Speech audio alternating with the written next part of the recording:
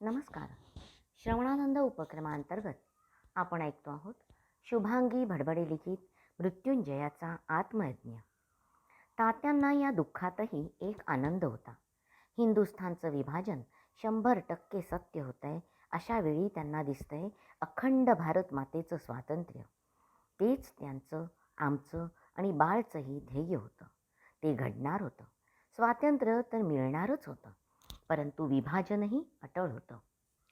तात्यांशी बाबा अर्ध्या रात्रीपर्यंत बोलत होते. सर्वजण स्वस्थ झोपले होते. तात्यांनी भिंतीवर टांगलेली दिनदर्शिका पाहिली. 16 मार्च 1945.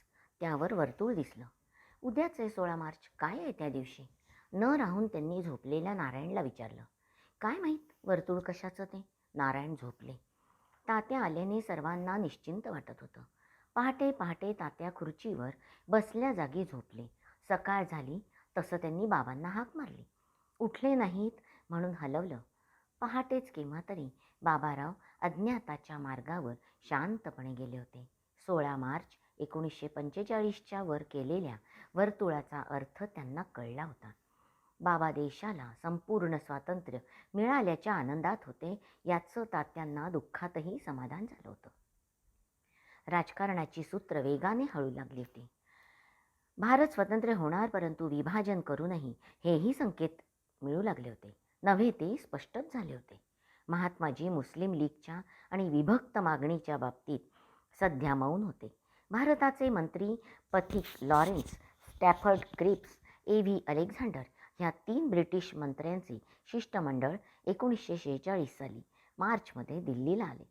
एकूण काय, जाता जाता इथली एकसंधता नष्ट करावी, हिंदुस्थानचे 2 तुकडे करावे, हा विचार पक्का करूनच आली होती. त्यावेळी जवाहरलाल नेहरू प्रगट भाषणात म्हणाले होते, पाकिस्तान आणि हिंदुस्थान अशा विभाजनाला आमचा विरोध आहे. ह्या ब्रिटिशांच्या योजनेप्रमाणे परराष्ट्रीय संबंध, संरक्षण, दळणवळण ही 3 खाती केंद्र सरकारकडे, बाकी राज्यांना स्वायत्तता होती. अर्थात बॅरिस्टर जिना हे मान्य करणार नव्हते आणि तात्या सावरकरांना हे सारंच अमान्य होतं. ब्रिटिश जाण्यापूर्वी असं काहीतरी करतील याची जाणीव त्यांना होती. परंतु काँग्रेससारख्या प्रबळ पक्षाने आपली भूमिका ठोस मांडून ब्रिटिशांना कडाडून विरोध करावा, हिंदूच्या हाती हिंदुस्थान द्यावा असं वाटत होतं. तात्यांनी झंझावाती दौरा सुरू केला. भाषणांचा सपाटा लावला. लोकजागृतीचा प्रयत्न सुरू केला. अखंडपणे स्वातंत्र्यासाठी लढणारी ही जनता आता सर्वांचं ऐकून ऐकून थकली होती. हिंदुस्थान तर स्वतंत्र होतोय ना, या आशेने अतिशय आनंदित आणि कृतार्थ होती.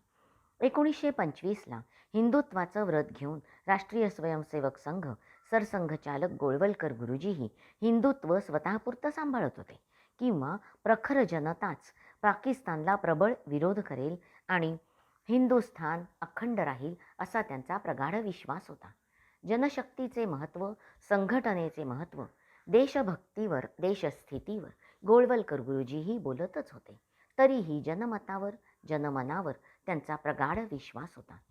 तात्या सावरकर मात्र दणाणून आणि स्पष्ट बोलत होते. हिंदू मतदारांनो, आम्ही पुन्हा एकदा सूचना देतो की खोट्या राष्ट्रवाद्यांना जर तुम्ही सत्ता भ्रष्ट केलं नाहीत तर हा गांधींचा हिंदीवाद भारतातल्या मुसलमानांना सैन्य, आरक्षक, पोलीस दल तसंच राज्यकारभारातील महत्त्वाची पदं देईल आणि ज्यावेळी भारताच्या 4ही देशांनी बाहेरचे मुसलमान भारतावर आक्रमण करतील तेव्हा हे मोक्याच्या जागी नेमलेले मुसलमान आतून उठाव करतील, असावध गांधीवादी शासनाला पदच्युत करतील, भारताचे अखंड पाकिस्तानही करतील. हा धोका लक्षात घेऊन आता तुम्हाला पक्षातल्या नव्हे तर 2 विचारसरणीतील एक विचारसरणी पसंत करायची. भारतीय राज्य की हिंदू राज्य हा खरा प्रश्न नसून मुख्य प्रश्न आहे इस्लामी राज्य की हिंदू राष्ट्र, अखंड हिंदुस्थान की अखंड पाकिस्तान. अशा परिस्थितीत केवळ हिंदू संघटन करणारी विचारधाराच या देशाचे रक्षण करून सिंधूपासून सेतुबंधापर्यंत पुन्हा अखंड हिंदुस्थान निर्माण करू शकेल. तात्या अखंड फिरत होते. त्यांना विभाजन नको होतं. सर्वसमावेशक हिंदू राष्ट्र हवं होतं. एकदा ते बोलताना म्हणालेही, आपण हिंदू, बौद्ध, जैन, पारशी स्वतःला हिंदू समजून भारत हे राष्ट्र मानतो, परंतु मुसलमान भारताला सदा सर्वकाळ इंडिया म्हणून स्वतःला वेगळं करून घेतात. हे तुमच्या कसं लक्षात येत नाही? एकदा बोलताना म्हणाले, सर्व धर्म समभाव हा शब्द आम्ही हिंदुत्व म्हणून प्रयोगात आणतो ते निरर्थक आहे असं का तुम्हाला वाटतं? ख्रिस्ती लोक आपल्या पंथाला रिलिजन म्हणतात, मुसलमान इस्लामला मजहब म्हणतात. हे दोन्ही विचारधारा एकेश्वरवादी आहे. हे आपल्या प्रेषिताला पंथाचे संस्थापक बायबल कुराण यांनाच आधारग्रंथ मानतात. या दोन्ही पंथांचे लोक स्वतःच्या उपासना पंथाला धर्म मानत नाही. जर हिंदू धर्म एकच असेल तर इतर विचारधारा आणि पंथ आहेत, तर सर्व धर्मसमभाव ह्या पंथाला आपण धर्म मानणे कितीपत योग्य आहे?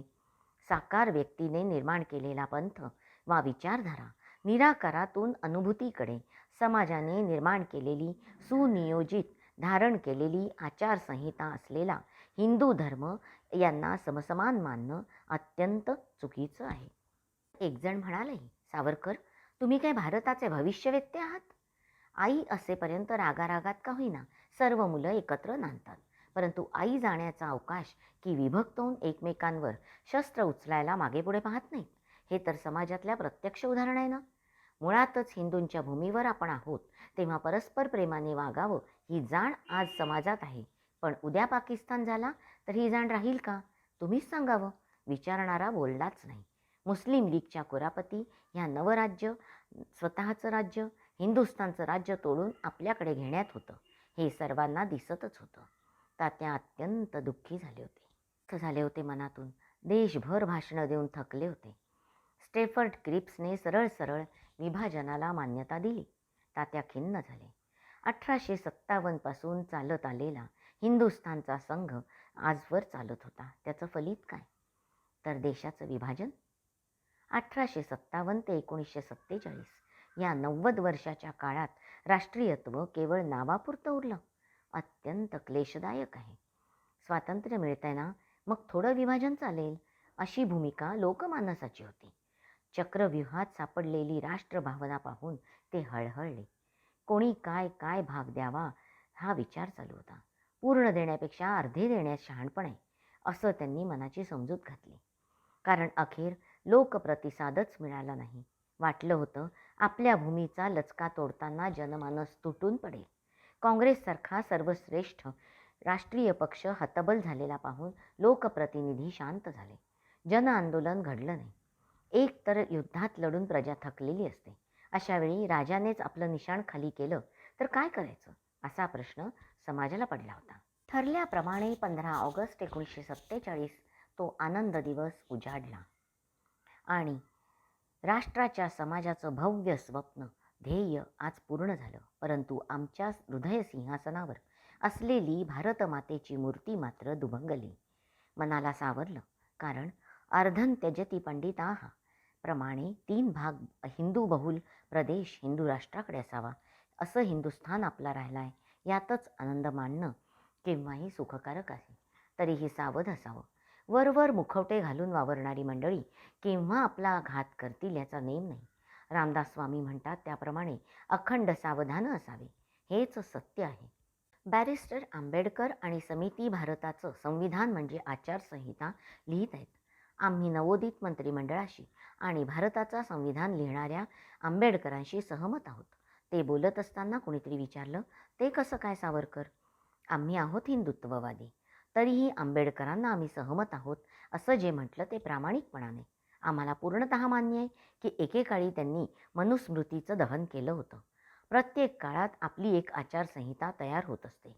मनुस्मृतीचा काळ आज वर्तमान काळाला अनुरूप नसेलही कदाचित.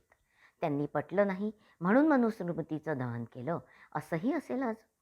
सिद्धार्थ महाविद्यालय मुंबईत ते म्हणाले होते, राज्यघटना संविधान तयार करताना विविध स्मृतींचा आधार घेण्यासाठी अभ्यास केलाय. मी जाती निर्णयासाठी मनुस्मृतीचा, घटस्फोटासाठी पराशर स्मृतींचा, स्त्रियांच्या हक्कासाठी बृहस्पती स्मृतीचा, देशभाग पद्धतीच्या वारसा हक्कासाठी मनुस्मृतीचा आधार घेणार आहे. इतर देशांच्या घटनांचा आधार घेण्यासाठी समिती अभ्यास करीत आहे. तेव्हा आंबेडकर आणि समिती जे करतील ते त्यांच्याशी आम्ही सहमत आहोत. मग काय कौटिल्यम अर्थशास्त्रही अभ्यासणार की काय? अर्थात ते आम्हाला कसं माहीत असणार? अर्थव्यवस्थेची संरचना आणि राष्ट्रविकास यासाठी सर्वच जण आतुर आहेत. 31 जानेवारीची संध्याकाळ. तात्या कोट टोपी घालून हातात छत्री घेऊन अनेक दिवसांनी चौपाटीच्या सागर किनाऱ्याकडे निघाले होते. खुर्चीवर बसलेल्या माई हे पाहत होत्या. त्यात त्यांचं लक्ष गेलं. त्यांनी हसून विचारलं, असं का पाहतायत? 4 महिने सतत आजारी होतात. 8 दिवस बरे होत नाहीच, तो निघालात. खरंय, कंटाळा आलाय. जरा बाहेर गेलो की बरं वाटेल. शिवाय चालवेल तेवढं चालू. अगदी अंधार पडायच्या आत घरी येतो. रेडिओ चालू होता. तुमचं हे असं असतं माई. रेडिओ लावता आणि बोलत बसता. असू द्या. तुम्ही आता बाहेर जाणार आहात. मीही घरकामाला लागते. बंदच करते रेडिओ. माई रेडिओचं बटन बदलणार तेवढ्यात आजची अत्यंत महत्त्वाची आणि दुःखद बातमी. दिल्लीचे वार्ताहर सूत्रानुसार आत्ता महात्मा गांधी आपल्या सहकाऱ्यांसह प्रार्थनास्थळी जात असताना एका युवकाने त्यांची गोळी घालून हत्या केली. तो युवक कोण आहे हे अद्याप समजलेलं नाही. तरीही संघप्रचारक असावा असं अनुमान आहे. प्राथमिक माहितीनुसार तो युवक महाराष्ट्राचा आहे. तात्या हातातली छत्री ठेवून खाली बसले. रेडिओ बंद केला. कोट टोपी काढून ठेवली. शांत बसले. मनात काहूर होतं. महाराष्ट्रातला तरुण कोण असावा? त्याने नेमकं असं का केलं असावं? माई पण शांत बसल्या. तेवढ्यात विक्रम विश्वास धावत जिना चढून वर आले. बाहेर खूप गोंधळ चालू आहे, म्हणून आईने आम्हाला इथं पाठवलं. आणि नारायण कुठे? विश्वास काही बोलणार तोच विक्रमने रेडिओ सुरू केला. बातमी ऐकू येत होती. दिल्लीत सायं प्रार्थनेसाठी महात्मा गांधी सहकाऱ्यांसह जात असताना त्यांची हत्या करण्यात आली. युवकाचं नाव आहे नथुराम गोडसे. हत्येनंतर संपूर्ण देशात जाळपोळ हाणामाऱ्या सुरू झाल्या आहेत. कुठे आहे नारायण? पोलिसांना प्रथम फोन करतो. कुठेही काही घडलं तरी वक्रदृष्टी असते ती आपल्या सावरकर परिवारावर. आम्ही खालचं जिन्याचं दार बंद करून आलोत. पोलीस येतीलच, काळजी करू नका. अरे पण नारायण, ते घरीच आहेत, पाटीलवाडीत. दवाखान्यात जाणार होता ना बाळ? उद्या जातील, अशोक म्हणाला. खरं तर त्याला सांगायचं होतं. आकाशवाणीवरची बातमी ऐकली. हिंसाचार सुरू झाला. ते दोघं केवळ तात्या आणि माईंसाठी धावत आले होते. असं व्हायला नको होतं. हिंसाचार घडायला नको होता. धरपकड सत्रही आता सुरू होईल. पोलीस येतीलच. आता आपल्या देशात काय होईल याची कल्पनाच करवत नाही. तात्या मौन झाले. त्यांच्या मनात आलं, अशी हत्या व्हायला नको होती हे जरी खरं असलं तरी जनतेच्या मनातील वेदना कुठे ना कुठेतरी केव्हा तरी उफाळून येणारच. धीर गंभीर सागरही अनेकदा उफाळून येतो. स्वतःची सीमा ओलांडतो. तसंच झालंय. सागराचं प्रतिनिधित्व करणाऱ्या एका लाटेवर स्वार होऊन नथुराम गोडसे गेला. तो नसता तर आणखी कोणी? महात्मा असणाऱ्या, हिंदू मुस्लिम राम रहीम एकच आहेत असं म्हणणाऱ्या गांधींनी पाकिस्तान हिंदुस्थान 2 भाग वेगळे केले. पाकिस्तानातून शेकडो हिंदू भारतात येत होते. ती एक अक्षम्य चूक होती. आपल्याच देशाचे तुकडे करण्याचा अधिकार यांना कुणी दिला होता? शिवाय पाकिस्तान बसवण्यासाठी 75 कोटी रुपये देण्याचं ठरवावं. हे काय केलं? त्यातले 20 कोटी देऊन झालेत. 55 कोटी उरलेले पाकिस्तानला द्यावे म्हणून अन्नत्याग करावा, उपोषणाला बसावं, हे निदान तात्यांना तरी अजिबात पटत नव्हतं. मी वृषाली केळकर आजच्या वाचनाचा इथे समारोप करते. हरिओम तत्सत. श्रीकृष्णार्पणमस्तु.